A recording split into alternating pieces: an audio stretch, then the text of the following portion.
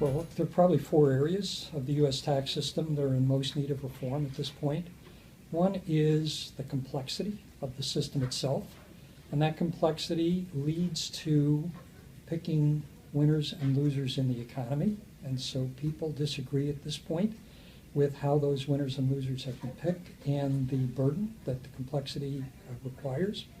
Second, rates. The U.S. rates, corporate rate, when you combine the federal with the state, is the highest in the developed countries of the world, so people think that's a second area that needs a lot of attention.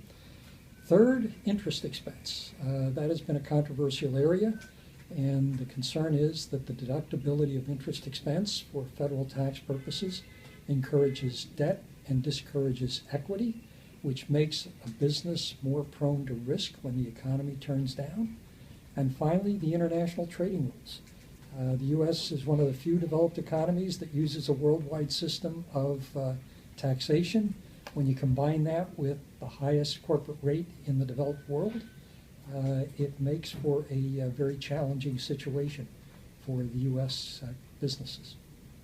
Now, looking at the U.S. corporate tax system, the areas that are in vital need of reform, I think most prominently, is the international tax system. We have one of the most aggressive tax systems in the world right now in the U.S., and we need to make it more competitive globally. So I think there's been, and you've seen, some strong bipartisan support to take a look at international tax reform as one of the areas that really is key for competitiveness to the United States multinationals. If you just take a look a little bit at offshore earnings and how they're taxed in the U.S., we're much different than any other country in the world. So hopefully we'll see some strong support around looking at international tax reform from a new administration.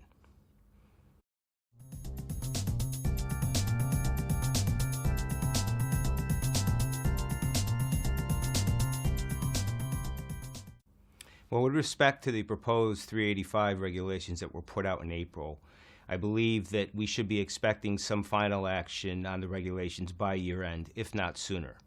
But I believe that the hope of both the business community and others is that the proposed regulations in their current form won't stay that way.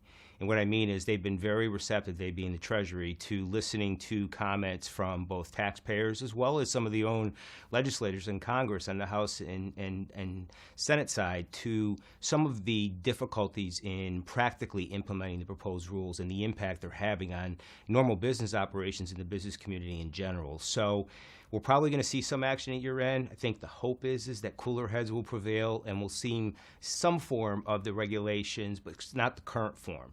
And what I mean by that is something that's a little more workable, something that is a little more administratively feasible, and something that taxpayers can adjust their businesses to and continue to operate in the way they have to be able to, have economic viability from a business standpoint.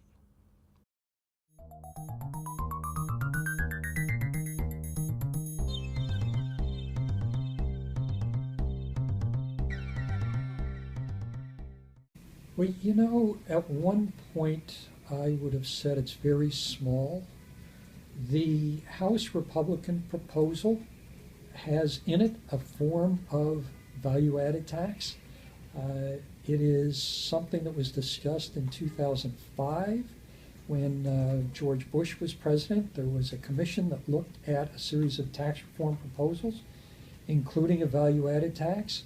The House Republican proposal resurrects part of that proposal, and it's unclear where that discussion is going. It's not just a tax issue for people here in the U.S., it's also a trade issue. When you have a value-added tax that can be rebated at the border on exports and imposed at the border on imports, and the U.S. corporate income tax is not rebated at the border or imposed, or a similar tax imposed on imports, it doesn't provide, in many people's mind, a level playing field from a trade perspective. So it's both a tax issue and a trade issue. Frankly, the biggest problem with the value-added tax so far in the U.S. is concern over how much revenue it can raise. So there is a part of the country that has been concerned that once it's enacted, it's very easy to make small adjustments and raise large amounts of revenue, which leads to a larger government, which some people in the country are philosophically opposed to. So that argument has to be overcome, and probably the most likely way to overcome that argument is to show that U.S. products are in a non-competitive position because of the trade rules and how they treat different types of taxes. Whether that's enough to lead to a form of value-added tax in the United States at this point isn't clear, but interestingly, the House Republicans have proposed it.